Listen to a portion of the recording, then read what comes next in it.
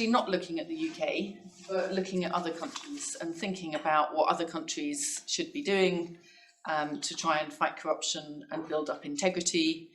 And there's an interesting question there about what can be learnt from countries which are seen to have made a lot of progress on that and to be much more secure in terms of their integrity and anti-corruption systems, of which the UK is one. So there's quite a lot of work in the field of saying, you know, how do you become the UK, or how do you become Denmark? What can we learn from history? And so I was really interested in what Ian said this morning about Northcote Trevelyan perhaps not quite being this critical turning point that changed everything, that was maybe partly a good PR exercise on the part of Trevelyan. Because in general, we think of this as a quite long process. And so I'd be interested to hear what is said in the afternoon around this much longer process of transformation. But one of the things that is quite widely accepted in thinking more broadly about what works in the world in corruption is that there is a relationship between corruption and levels of economic development. And of course, the causality might go either way. But what I thought might be interesting to do is to think about, where was the UK in terms of economic development at that kind of Northcote Trevelyan time? I had a look at it in terms of GDP per capita. The UK's GDP per capita in 1854 would in today's prices be £3,942, or if you look at it in terms of purchasing power parity, it would be $5,700. So what does that mean? Countries that are at that level now are Ghana, Bangladesh and Honduras.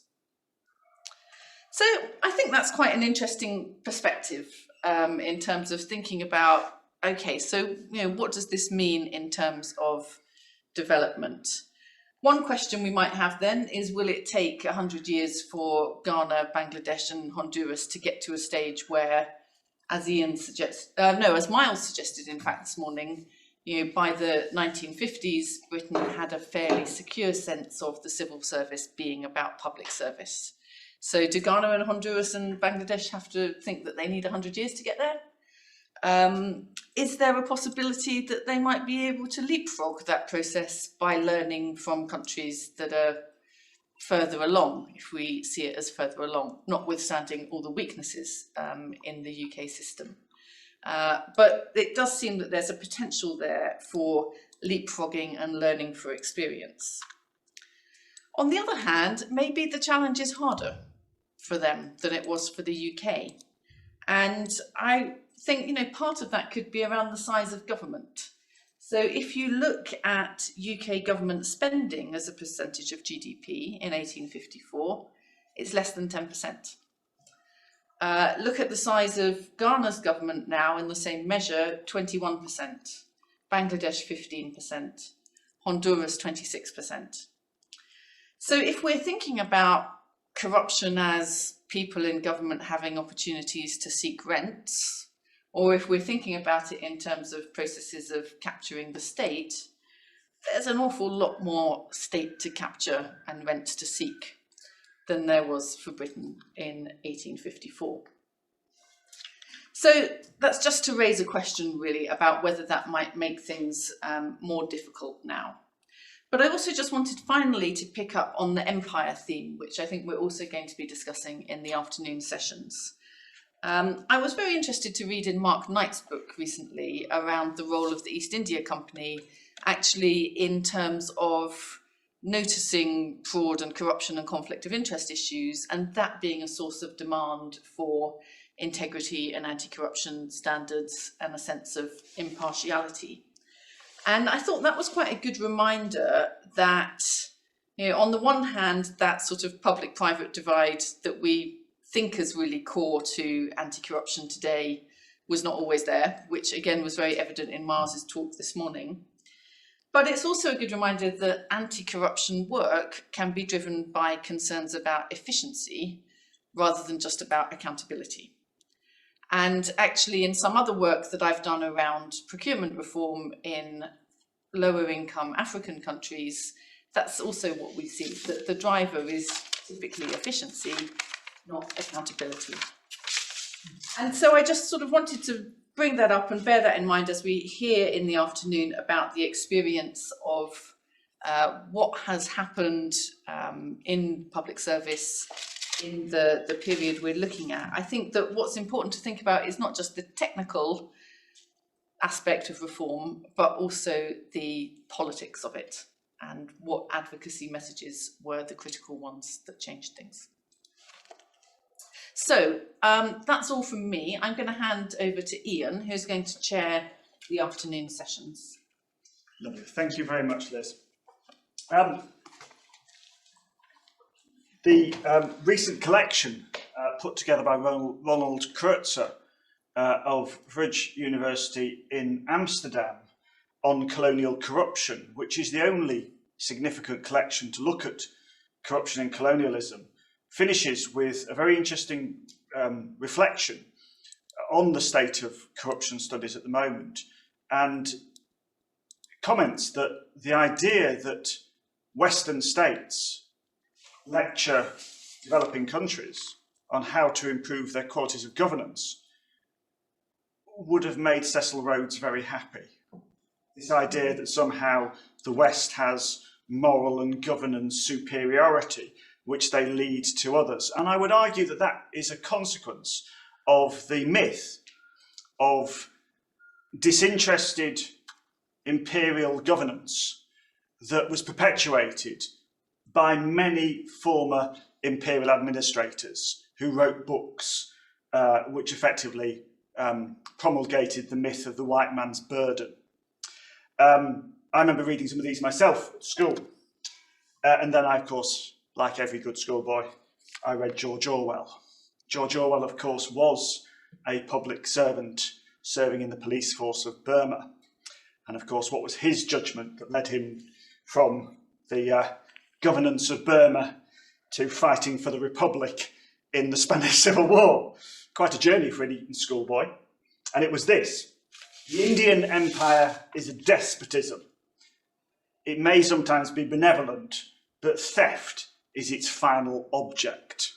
And I would ask the question this, and I'm sure that both our presenters this afternoon will be asking similar questions. How can we be extolling Northcote Trevelyan as being the epitome and the basis of the moral standards and the ethical standards within the civil service when these were the same standards used to run that most unethical of bodies, the British Empire? Finally, historians, two of whom I'm going to introduce in a second, have started to completely unpack that myth of disinterested governance, bringing the light of liberal government to the benighted savagery of India, Africa, and other such countries. Those are their ideas, not mine, I stress. One person who I will mention who isn't able to join us today is Jonathan Saha. His book, Law, Disorder and the Colonial State, Corruption in Burma, concludes: the colonial state was enacted through judges extorting bribes, policemen surreptitiously releasing friends from prison, and clerks pocketing stamp money. Corruption was pervasive. Corruption was integral to the making of the imperial states. Europeans amongst the subordinate branches of the administration were among those engaging in daily malpractices occurring in the Delta, while the higher echelons of the state acted as aloof bureaucratic despots, which makes us wonder why perhaps the West lecturing such countries on how to improve their governance may not always be well received. But we'll look at two examples of this this afternoon. I'm very pleased to be able to introduce two scholars who've worked on the civil service in the British Empire in two different continents. First of all, if I can introduce Colin Alexander. It's possible for Colin to come on the screen. Colin is Senior Lecturer in Political Communication within the School of Arts and Humanities at Nottingham Trent University. His latest book, published by Oxford University Press. He seems to have a monopoly on corruption, which is a strange thing to have. Is called Administrating Colonialism and War, The Political Life of Sir Andrew Clow of the Indian Civil Service. He's also author of several chapters and articles on international diplomacy and morality. And I do stress that I haven't just simply asked Colin to speak so that we have a Scottish accent being heard by the audience. Over to you, Colin. Thank you, Ian, for that interesting introduction. I'm just going to share some slides, if that's okay. And do tell me if you can see this.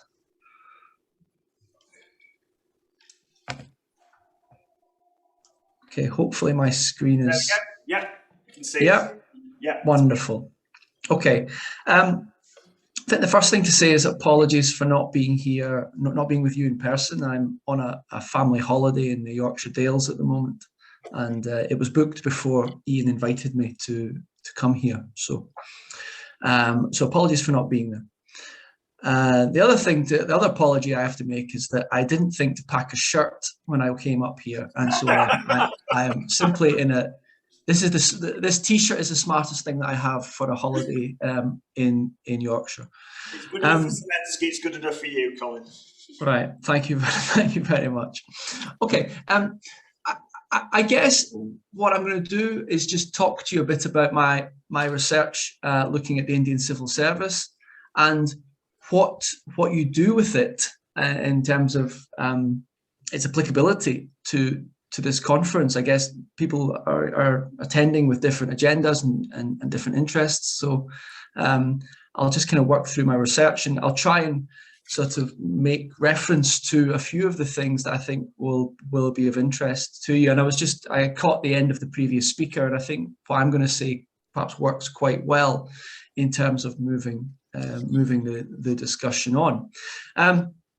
So I've entitled this talk "Inside the Mind of the Colonial Administrator: Enthusiasm, Self-Loathing, Denial, and Preservation." I guess the fundamental or the sort of primary point I want to make here is that these men, and they all were men, sort of 1,000 or 1,100 or so at any one time, who administered colonial India, they weren't these kind of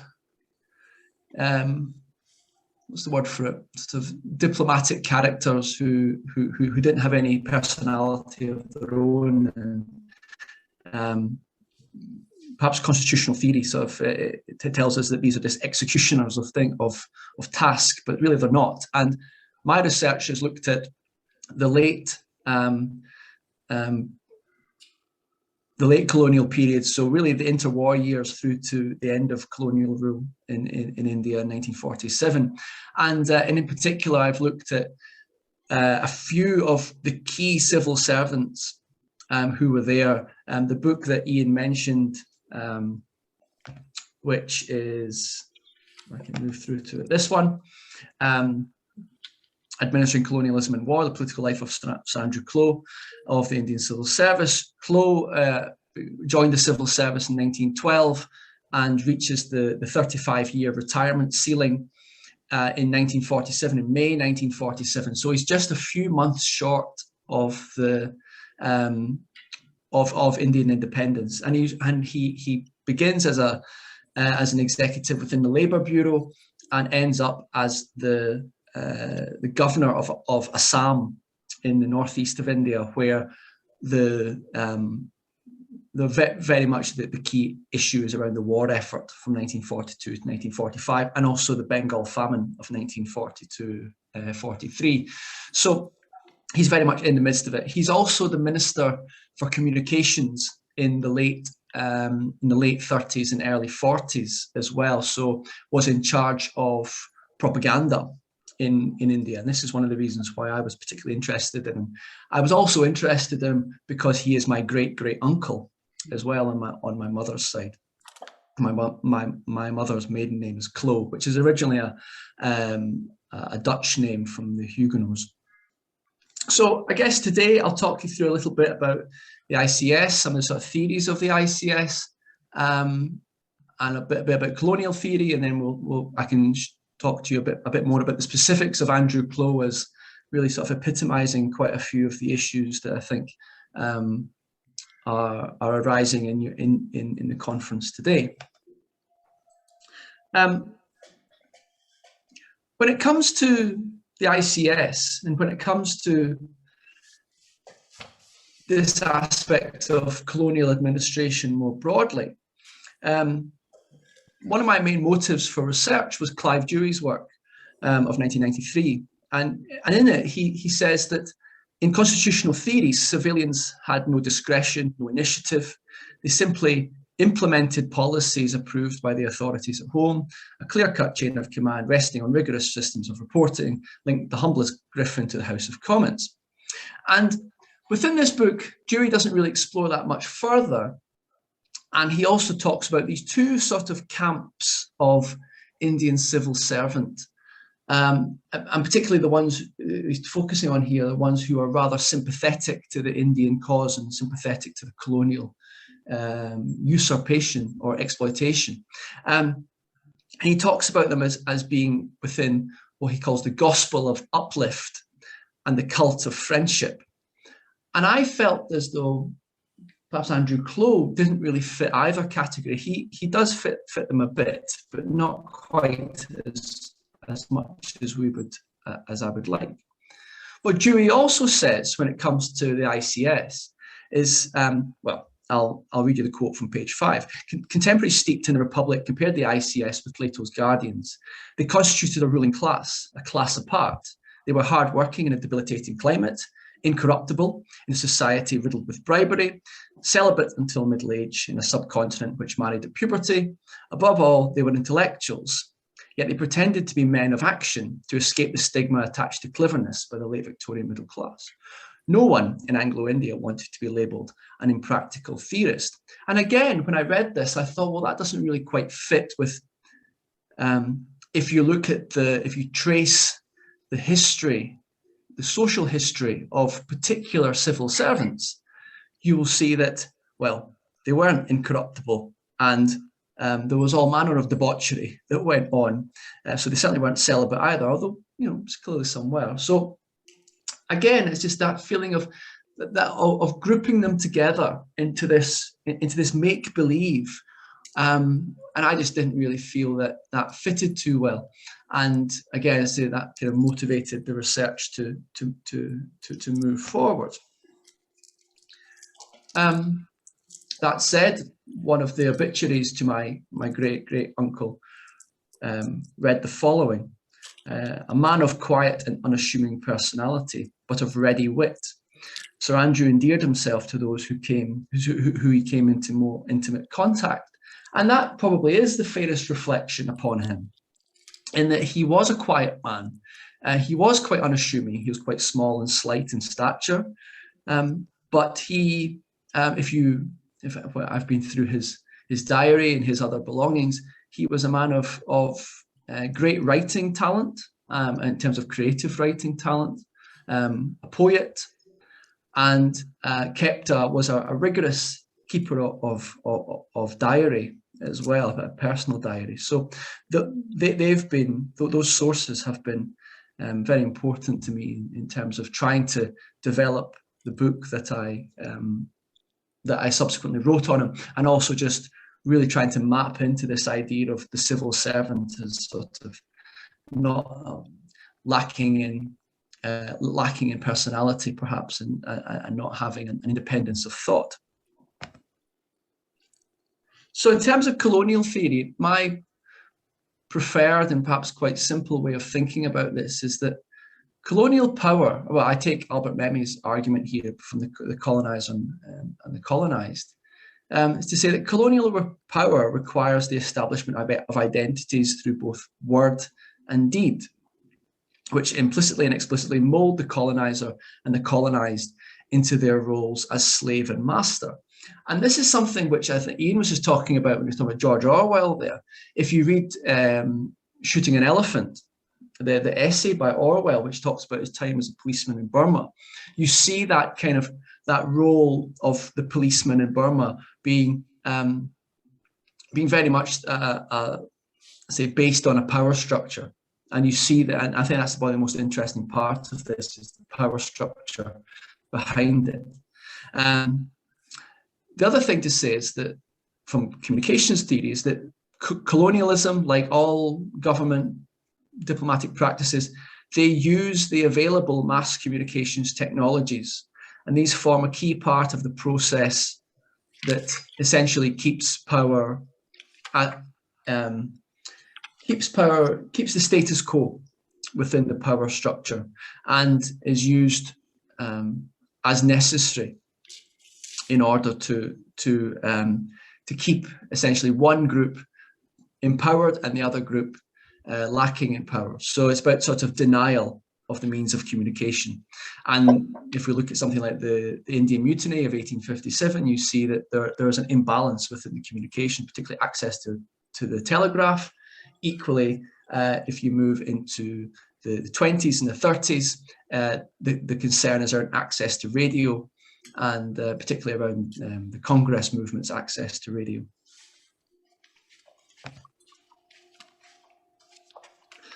In terms of, your conference is talking quite a lot about Northcote Trevelyan. Yes, the Indian Civil Service, as it's created in 1858, in the aftermath of the Indian Mutiny, it talks about examination, very much a continuation of the East India Company's system. But the reality is not as clear as one might believe. And I really like this quote from Major Sir Ralph Dollington First, who was the head of recruitment at the Colonial Office between 1931 and 1948. And he believed, quite simply, that the public schools produced the best sort of chaps for this sort of thing. And I will quote you from Brian Porter's work on this subject. He says, to prevent the wrong sorts coming in, his word was rubbish, he refused to advertise vacancies, relying instead on personal contacts and interviews. In his autobiography, he acknowledged that this looked suspiciously like old-fashioned patronage, but defended it on the grounds that the English are conservative and they know a good horse when they see one. One way of telling, he found, was a handshake or hoofshake, a limp one being a sure sign that a chap would not do. So I think what you see here is a clear indication there that despite the systems of examination, there clearly is a sense of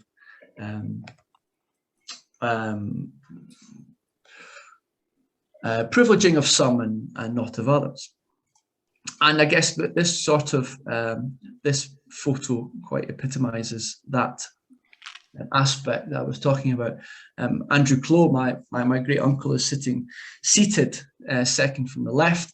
And if you look at the list of these characters, and some of whom are Indians, but all of them share quite famous characters from different parts of the study of the Anglo-English, of Anglo-India, and also independent India and independent Pakistan.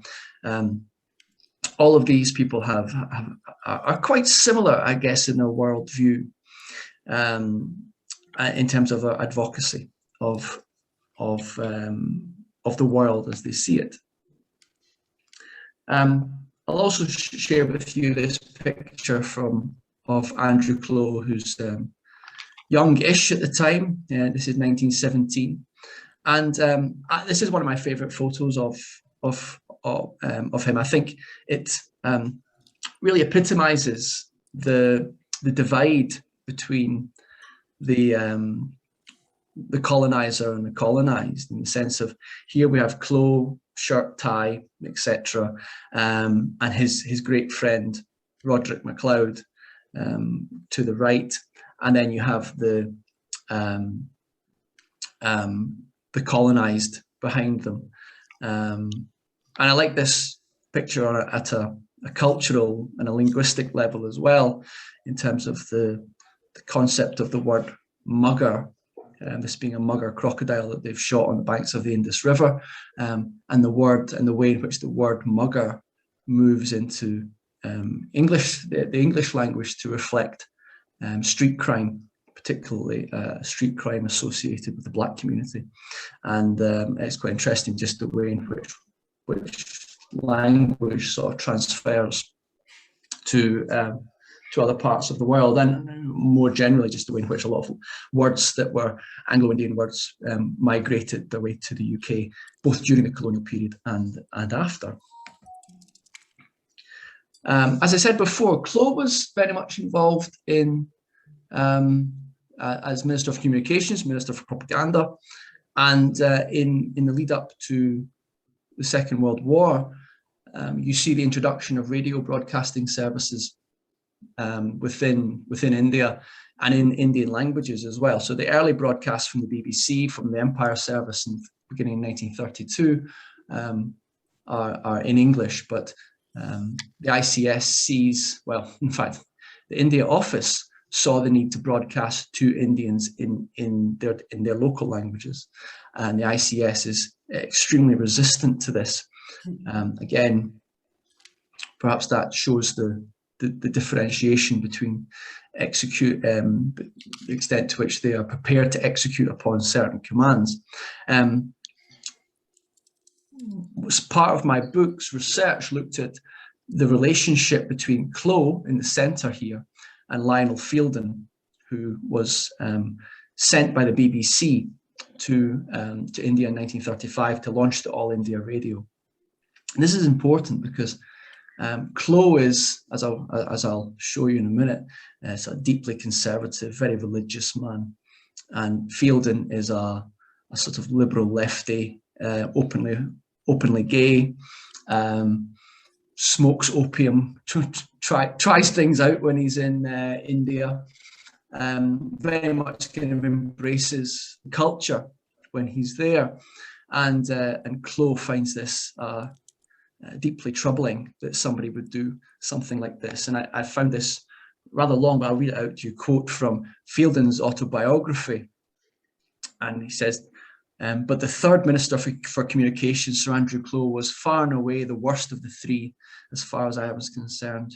He was a pious Presbyterian, and he suspected that broadcasting was wicked, and that I was its Mephistopheles. He would summon me to Simla at a weekend, and there, in the anti-Massacario glories of Inveram, would play hymn tunes by the hour on an upright piano, and very badly. He loved anything which reflected badly on me, and would carefully read every translation of gossip columns in the many little scandal sheets of India, and then confront me with them with a long face. Once when I was accused of homosexuality, his pious sermons so annoyed me that I said, and if it were true, Sir Andrew, what business is it of yours if I do my job properly? I thought he would explode. It was a kind of remark which annihilated him. He thought it incomprehensible and Samsonic. He liked to live in the blinkers. One day he said to me, last Sunday I listened reverently to a divine service on the BBC, and at the end they said it had been recorded. Now, is that not a blasphemous scandal?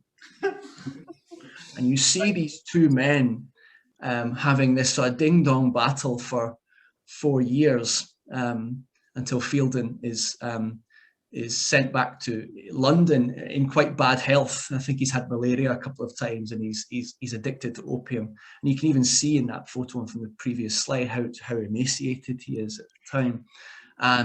And Clow writes this long sort of like Saxon-like sort of poem, loving the fact that he's left. It's an interesting relationship that the two had. So I'm just going to talk to you. I told the title of this presentation talks about enthusiasm, self-loathing, denial, and preservation. I thought I'd just focus on a few of these things for the remaining time. I think Andrew Clow's journey through his 35 years in India is really interesting, and I think it epitomizes what quite a lot of civil servants also felt about their time here. he arrives in 1914, so he joins in 1912. He passes the examinations in 1912.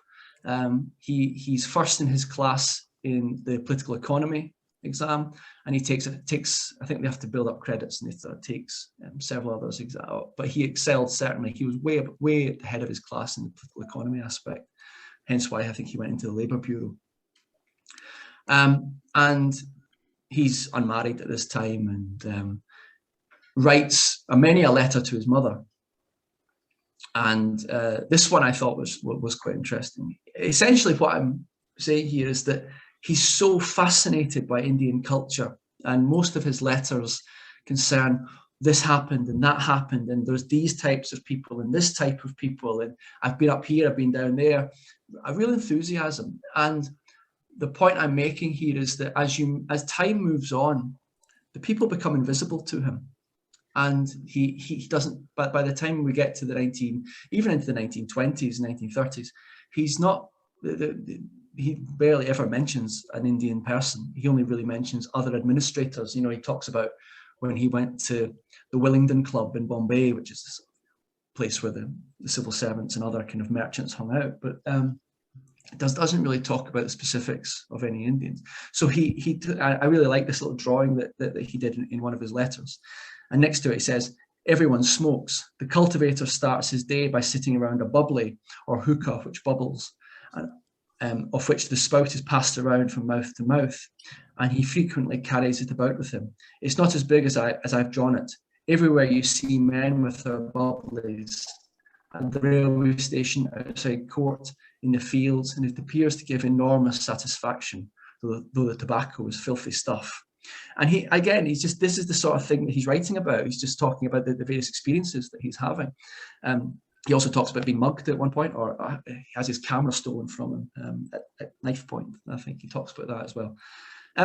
What's interesting, though, is that by the 1920s and through the 1920s, he has this element of self-loathing, which doesn't really leave him at all.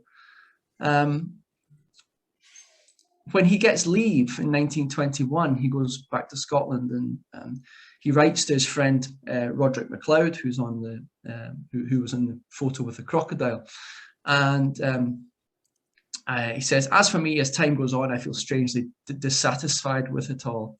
I seem to have got most things that I want, and I'm not content. Perhaps I want a wife, I don't know. In any case, one is happier working than being idle."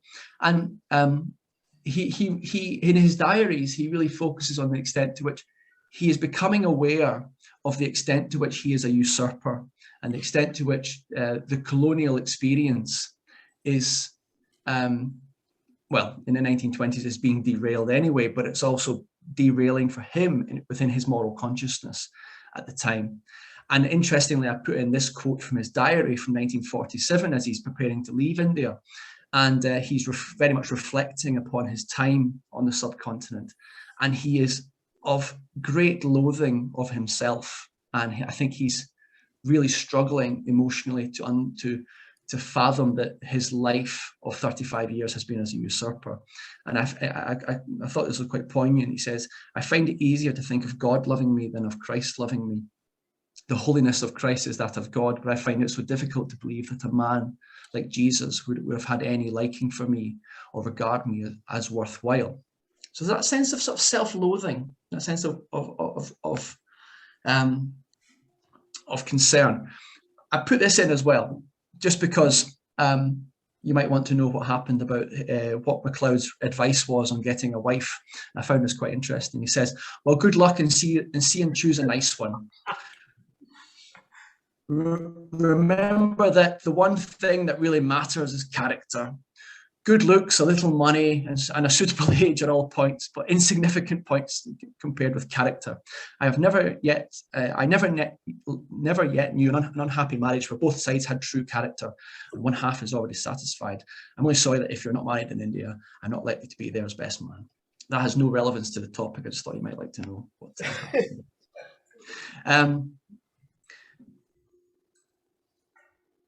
there then enters a period of denial, and I would suggest that Klow cocoons himself as a part to attempt to deny the existence of the exploitation of colonialism. And his diaries become, throughout the 1930s, almost holy, if you like, just essentially a conversation between him and God.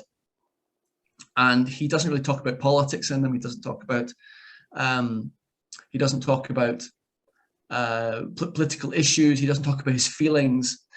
He just is asking continuously for salvation from God, from them. And then I picked out this quotation from 1942 because the start of the war, in terms of the Japanese invasion of Burma, really breaks the sort of cocoon shell open again for him, and he begins to talk about things. But it's interesting here, as he says, in the afternoon I came to Government House, a delectable spot where company helped to cheer me, and its loveliness tempts one to forget the degradation of the Bombay slums.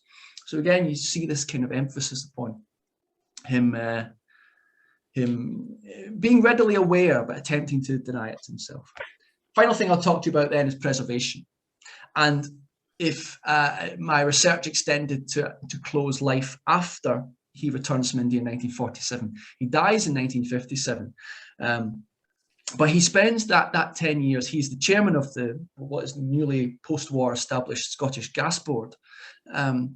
But he appears as an expert guest on BBC radio shows.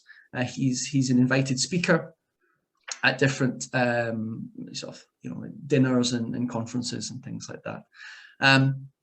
And for example, he talks to the Theosophical Society in Glasgow in 1950, talking about this sort of ongoing conflicts between Hindus and Muslims in the region. And shortly before his death, he dies in December 1950, he goes on the BBC radios, At Home and Abroad show, and discusses civil unrest in the northeast of India with the Naga people. But for me, what was interesting was the way in which he wrote to other civil servants and other people who had experience in the late Raj with him. And again, he writes to MacLeod a Christmas card in 1954 and has a sort of essay attached to it. And he says at one point, "Do you think The Guardians by Philip Woodruff does harm?" This is a book that's been published in 1954. And he says, "It's a strange book, and it helps to bring back a world that now seems almost a dream. So much of it has vanished. That world's worries and pleasures were mixed, but it had a sense of culture, intensity, and variety, which makes the world here seem a bit flat in comparison." And I think that's the aspect here.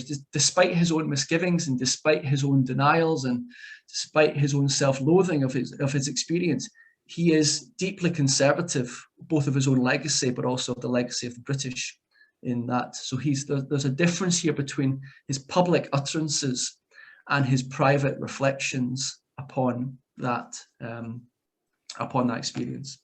So I guess what conclusions can I draw from this? My research really has been motivated by a dissatisfaction with some of the historical works on the subject, and I've tried to look more at the actuality of the civil servant experience in India beyond the sort of representation of it. Really try to look at the servicemen in particular. At a most basic level, I just think that the ICS servicemen were full humans and with a full range of emotions. They had preferences. They certainly had prejudices. And this challenges, I guess, our conceptualization of constitutional and diplomatic theory around lack of personality within the civil service. Ultimately, the ICS was deeply conservative, and it was, despite examination, selected its servicemen with a key eye on the maintenance of that conservatism. And ultimately, the ICS epitomizes the desire to continue the usurper-usurp divide within colonial power structures.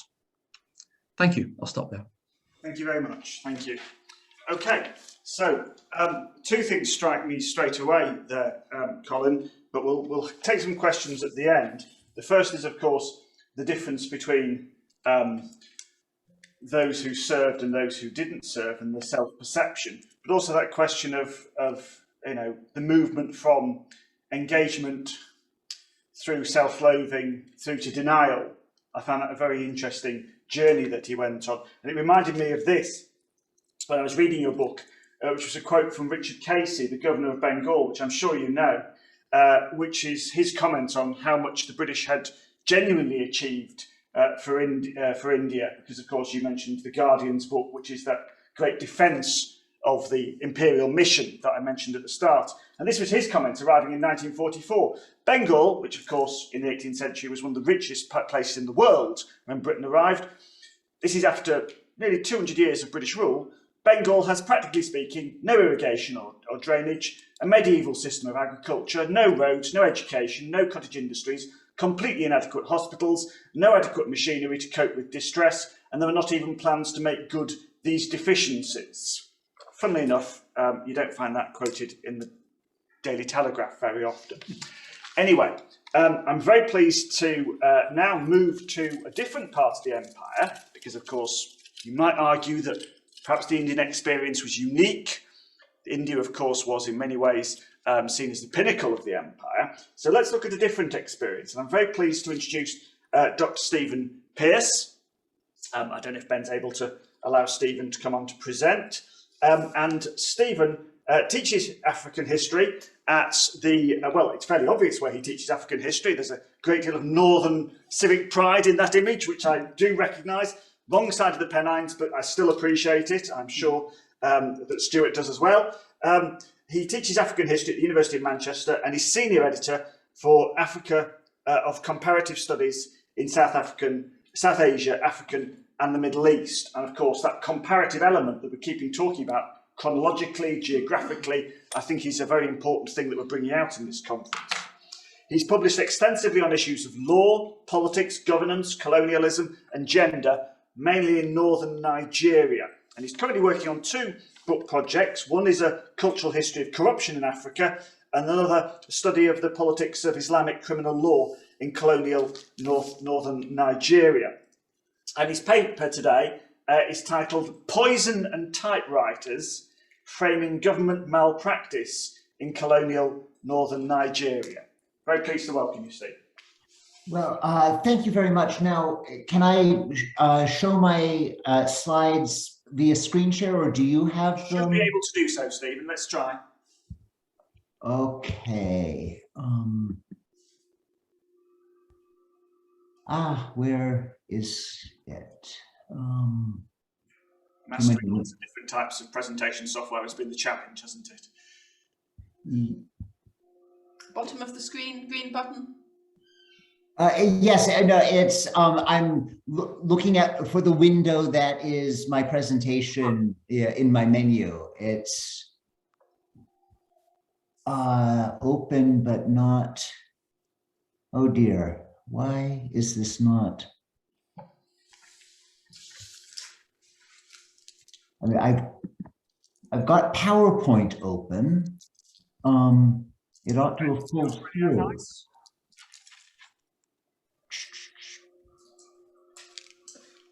My advice would be to close all the other windows and only leave open the window that has the PowerPoint, and then that should come up. Yeah. Well, so while I am doing this, let me make a couple of apologies. I mean, so like Colin, I'm very sorry not to be with you. I've had a sort of catastrophic house move. So I am speaking from an empty room in an empty house. And so I'm very sorry if my words are echoey. Another thing that I should say, I'm sorry, my computer is not cooperating with me, is that as you'll see, there are many parallels with what Colin has to say. It's just not, let's see, what is the whiteboard?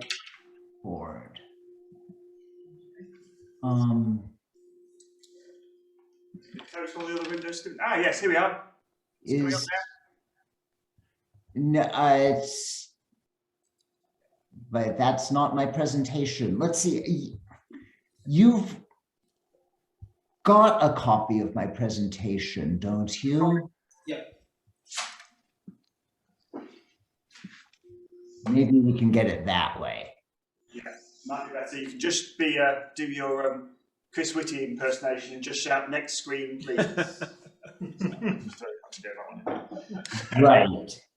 Here, let me also just pull this up on my PowerPoint on my iPad so that I can see the presentation too. So we've got the title page up at the moment, Steve, and just give us a shout when you want us to advance it. Right. Well, so can you move to the next slide, please? I can do it from here. Okay. Okay. Okay.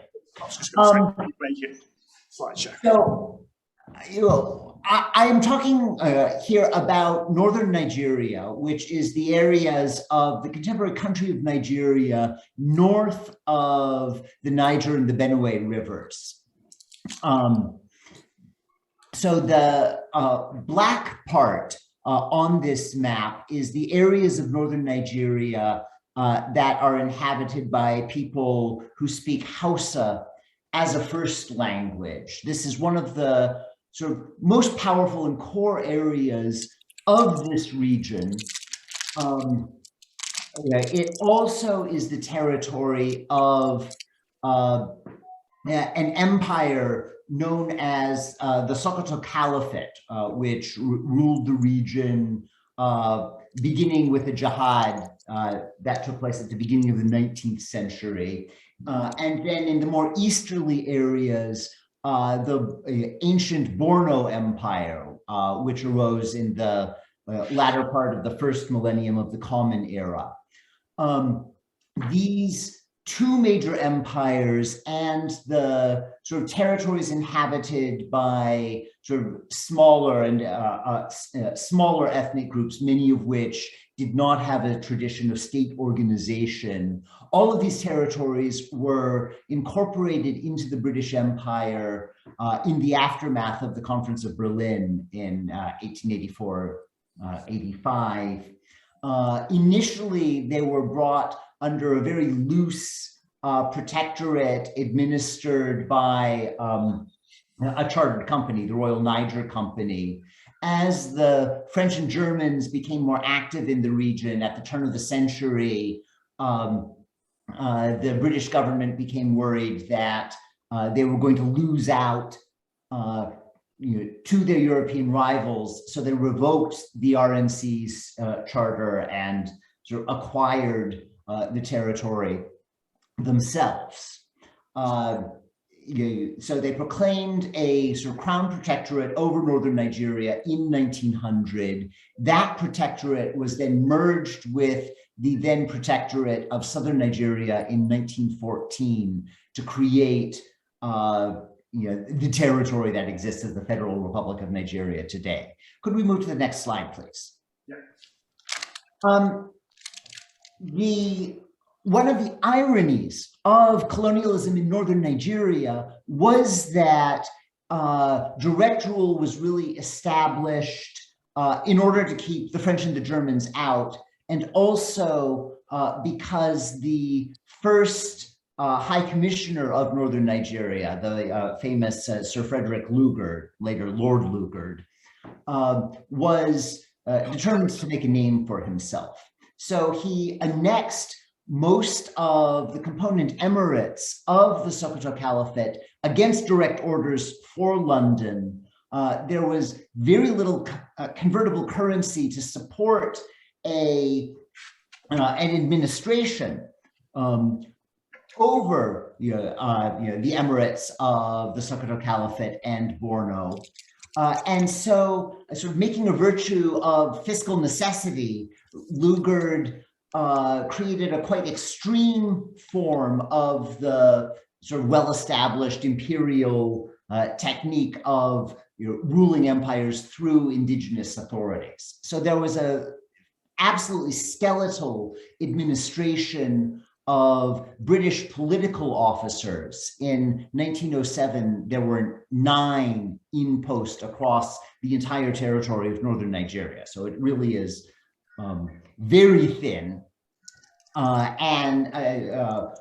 These supervised the sort of officials of extant political authorities. So the institutions of the Caliphate and the Borno Empire, nearly unaltered, being supervised by several British officers. And so the sort of largest and richest emirate of northern Nigeria was that of Kano.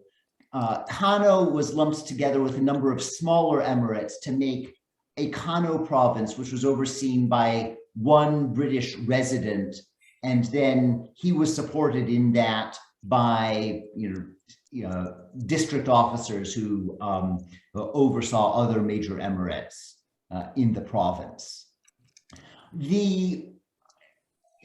This structure, in part because of Lugard's sort of voluminous writings and his sort of tireless self-promotion in Britain, resulted in a very strong ideology of non-interference. So the idea was that British colonialism in northern Nigeria was supposed to operate through traditional institutions, operating more or less the way they always had, but with a sort of tutelary quality, which was supposed eventually to result in some form of modernity. So over time, the wise guidance of the residents and the district officers was going to teach emirs how to be modern.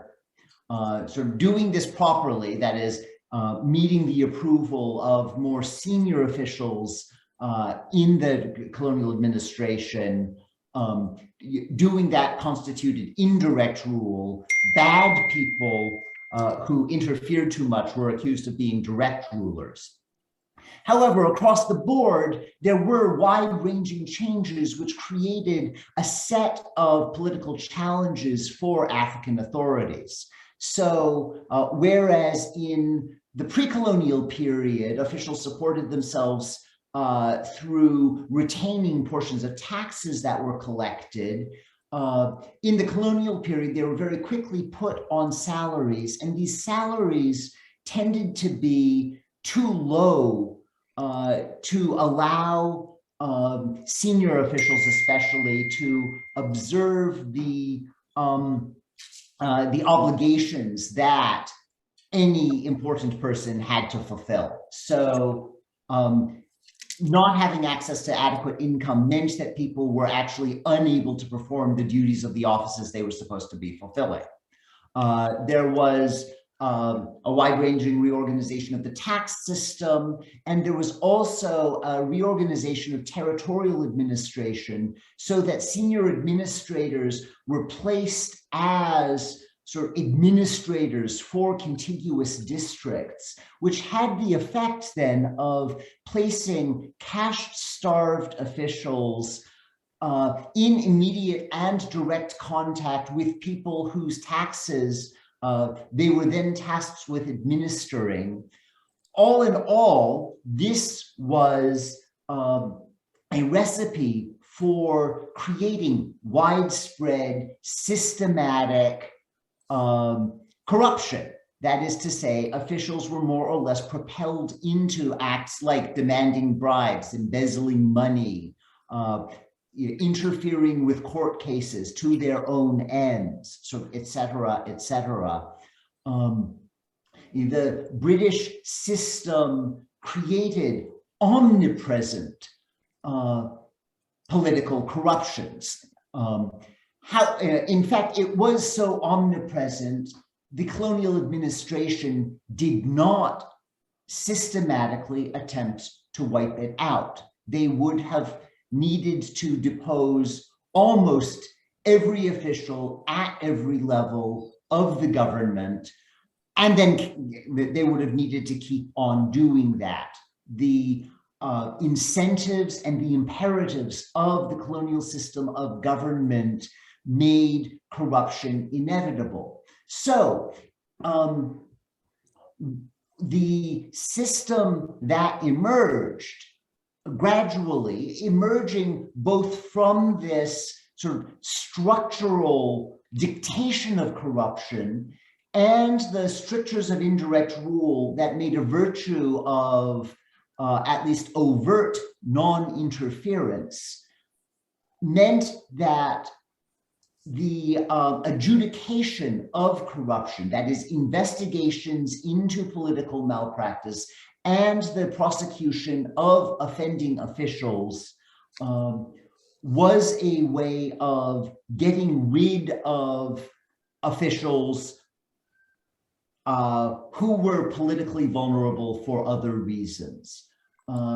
The politics of corruption accusation was in fact a politics of political contestation, because corruption itself was too widespread to deal with in any systematic way at all. So now, in what remains of my talk, what I want to do is to give you two quick case studies of how this played out in practice, one with a British official and the second with a Nigerian official. The British official is in some ways rather exceptional. Not very many people were prosecuted for corruption, but a set of strategies we see at play in that first case informs not just what happens with Emir Aliyu, who's my second case, but I argue elsewhere, is the pattern of corruption investigations, and the politics of corruption, which persists in Nigeria even to today. Could I have the next slide, please? Yeah. So let me begin with Captain JFJL Fitzpatrick. So Fitzpatrick was an army officer who got into the Africa Service in 1907. Just as a side note, the standards of the Africa Service were a bit lower than the standards for the India Service. As a consequence, many of the people who ended up in the Africa Service were frustrated Indian officials. Northern Nigeria attracted many of them because the Sokoto Caliphate reminded British people of the time of the Mughal Empire. So Northern Nigeria served as a sort of low-rent India. At any rate, Fitzpatrick was appointed in 1907. The man had something psychologically wrong with him. He loved to flog people. There were a whole series of scandals where he got into trouble for flogging more or less recreationally. This blew up into an empire-wide scandal as a result of an incident that took place in the city of Bauchi in 1914, where Fitzpatrick found two women in the quarters of his servants. It's not entirely clear what the women were doing there, but he ordered them to be imprisoned for 6 months. And then every month he ordered that they were to be stripped naked and flogged in the marketplace. Now, not much happened in 1914, but when wartime censorship relaxed in 1918, at least I think that that's the cause and effect there, a story about this incident appeared in a newspaper in the Gold Coast, and from there it then traveled around the press, sort of across the coast of West Africa, into the Caribbean, into African American newspapers, and then to London as well. So it caused a huge scandal. In order to address this, the Colonial Office agreed to back Fitzpatrick in bringing a libel action against the publisher of one of the main newspapers printing this report. He won his libel case. That publisher was then bankrupted. And almost immediately then the Colonial Office informed Fitzpatrick that this was, that backing him was actually meant to be a loan, not a grant of money. And then as that was happening, they clearly began looking for ways to separate him from the service. In addition to the flogging, which he was continuing to do, he also began burning Protestant churches in various places where he was stationed. Fitzpatrick was a Catholic.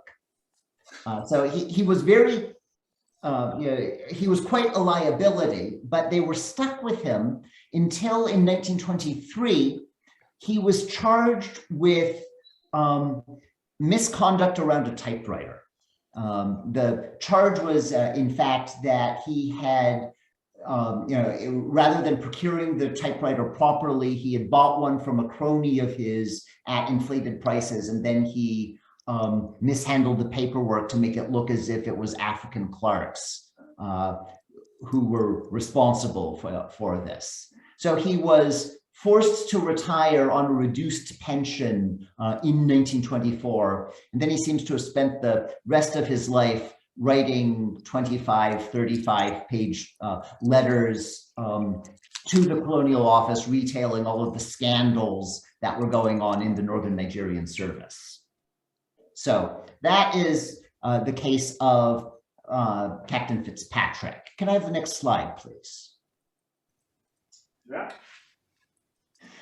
So the next case I want to bring up is that of Emir Aliyu of the Emirate of Zaria in the sort of south central part of the Sokoto Caliphate. So Emir Aliyu was appointed, not long after Zaria had been conquered by the British. That is, his predecessor, Emir Klow, had accepted a protectorate for reasons of his own. And at that time, Aliyu had been serving in the office of Wambai, which is a war leader. It is worth noting that Emir Aliyu, at the time of his appointment, had a reputation for being upright, for being extremely pious. He was a very accomplished poet. That is, his poetry continues to be worth reading. He also, interestingly enough, especially for someone who was, sort of considered to be not just devout, but also a relatively conservative Muslim, he had an excellent relationship with the head of the Church Missionary Society mission in the region. He actually allowed the society to proselytize in the pagan areas of Zaria. So he had this personal relationship with the head of the mission, a man named Walter Miller. Although after 1910, relations between Miller and Emir Aliyu fell apart. And Miller began writing to the colonial administration and also to church and sort of abolitionist circles in the UK, sort of outlining sort of accusations he wanted to make against Emir Aliyu. So things went on in this vein until just after World War I. A new governor came into Nigeria at that point, looking to systematize administration. Although I think more significant than that was that Aliyu began to embark on a campaign of seeking to bolster his own sources of power and to put down sort of rivals to his rule. Zaria had three different royal lineages who sort of operated in tension with one another. And Aliyu was trying to better his own position. Miller sent in a particularly sort of voluminous dossier of charges in 1919.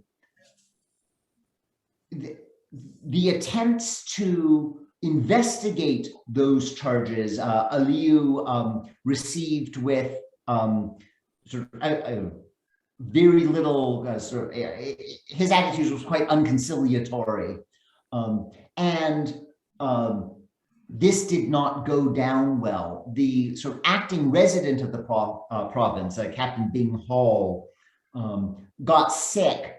A rumor emerged that Aliyu had actually ordered him to be poisoned.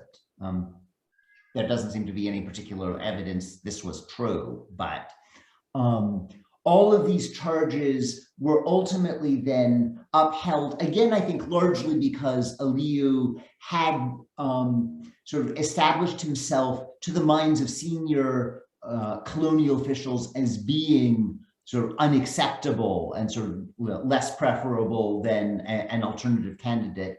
And he was then deposed for embezzlement, sort of diverting prisons funds to his own ends, for poisoning Captain Bing Hall, and for taking a young girl as a concubine. And so he was deposed for being morally depraved, which is sort of quite sort of ironic for a figure like him. Now, can I have the next slide just to finish up? There you are.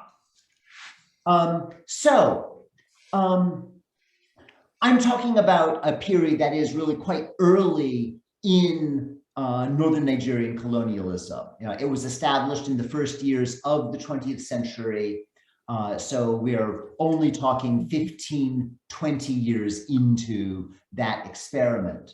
However, it is notable that the forms of governance that were being imposed at least like to claim for themselves the sort of forms of a rational bureaucratic state.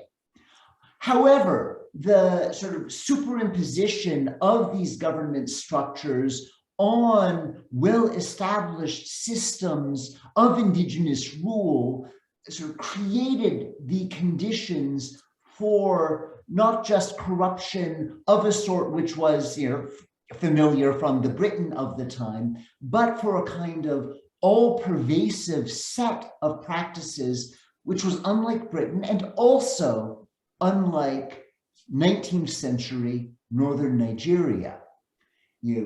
Corruption was real. That is, there was systematic extortion and self-dealing and sort of rent-seeking going on, but its eruption into public discourse had a whole politics behind it, which was not just about anti-corruption, but was about negotiating policy and personal careers in this bizarre, troubled, and highly troubling set of imperial endeavors. And I'll leave it at that. Thank you very much, Stephen. Thank you. I'd first of all ask, do we have any questions from any evidence, any questions from the chat? You can open it up there in. Let's have a look. If you stop the sharing. Yeah. Stop share. Okay, let me just find the comments then. Where are they? There's the chat. Okay. So we have a comment from, I think I've timed this right, yes, from Alistair. And it's a very interesting point. It's one I'm going to make myself later about inadequate salaries. This is a comment from somebody who was, don't know if Colin and Stephen can see this in the chat section. Brilliant stuff. About inadequate salaries being part of a team of a group of states against corruption, which evaluated Azerbaijan in about 2009. Corruption was said to be pervasive. The one reason for this was the salaries were less than the amount needed to be paid for their basic public utilities. So in a sense, they were forced to do this. Now, Stephen, you made the point that perhaps Nigeria was less glamorous, less well remunerated, and therefore perhaps, you know, didn't attract the same standards of public service. Colin, do you think that was the case in India? And Stephen, obviously, do feel free to come back when Colin's commented. Colin. A couple of things on that. The first thing is, I haven't done a comparison of different parts of the empire, but it did seem to me that Indian civil servants were paid pretty well. Yeah. The pension was certainly a well thought after pension. Perhaps a point on this, though, is that the Indian civil service attracted a variety of upper middle class groups, particularly the clergymen's sons, which Andrew Clow was one, and also second sons of aristocrats, and like Stephen's presentation, a few ex-military as well. And it seemed to me that perhaps these people didn't really require all that much money. They already had a pretty good family inheritance and a family income coming on. So I think in India, at least, that seemed to dampen the extent to which corruption was apparent. But that is not to say that corruption wasn't going on in quite a decent manner as well, particularly if you go further down towards sort of customs officials and things like that. There certainly was a strong element of bribery going on. Yeah, I'm just struck there, before I bring Stephen in there, I'm just struck there with, some people may be familiar, there's a recent book come out on the Arthur Crawford case. I'm sure, Colin, you've come across it. This is where, you know, the second in command in Bombay effectively was extorting bribes from his junior officials, who of course themselves were engaged, frankly, in tax farming. And 33 charges were brought against him. There is an inquiry, all available on parliamentary papers. And of course, he was cleared of 32 and was found guilty of the 33rd, which was taking unwise bribes from his junior officers, and was therefore recalled, but obviously was still allowed to keep his pension. All the juniors, whom Crawford had in fact corrupted, were dismissed. And the outcry amongst this Brahmin class, those Anglo-Indians, coincided with the founding of the Congress Party. And many of those Mamlatadars, I'm probably pronouncing it wrong, those Indian civil servants, so furious were they that they'd been blamed for Crawford's corruption, as they became fully paid up supporters of the Congress movement. So corruption there had a significant political consequence. It was one of the fires behind many of the talented Indian civil servants being turned against the empire and turned instead to want to replace it. Parallels with the current state of British politics in Scotland, Colin, will keep privately between ourselves, of course. Stephen, did you have any response, though, to that idea about pay? Because obviously I know that Nigeria, as you said yourself, is regarded as somewhat of a backwater.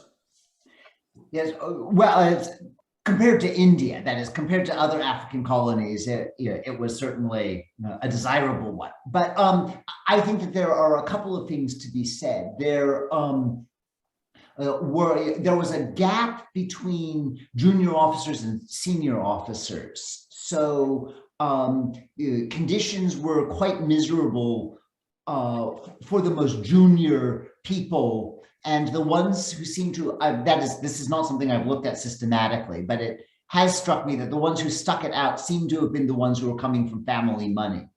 Yeah. Which is interesting. Now, one place you see this very clearly is in a number of the specialized services, like the medical service, where relatively early on, Africans were admitted, but at different rates of pay.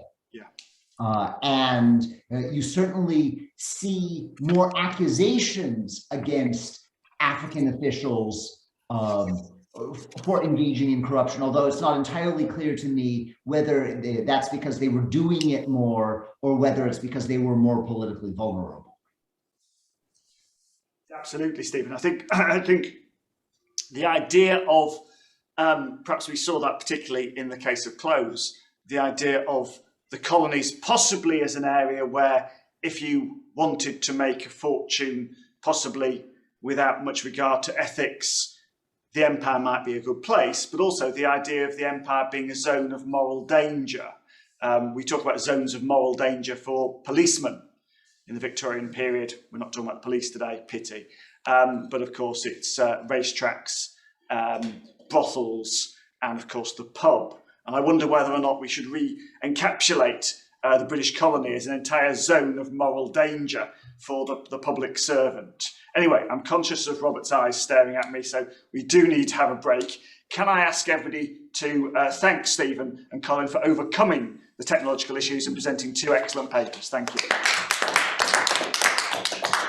Please stay with us. Obviously, we'll be sticking with the 19th century. I'm going to try and stretch it back a little bit further than we've managed to do so far. So that was a bit of 20th century perspective. We're going to drag it back to the 19th century in a little while. But we're going to take a breather now, if that's okay, for about 15 minutes and start again at 20 past, if that's okay.